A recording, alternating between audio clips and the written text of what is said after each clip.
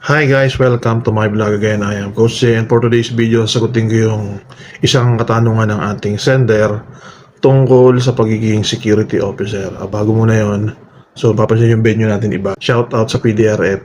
Salamat po sa libreng training. Salamat din po sa libreng room. Thank you po.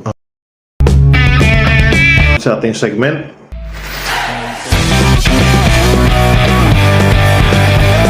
may trabaho namang mas mataas kaysa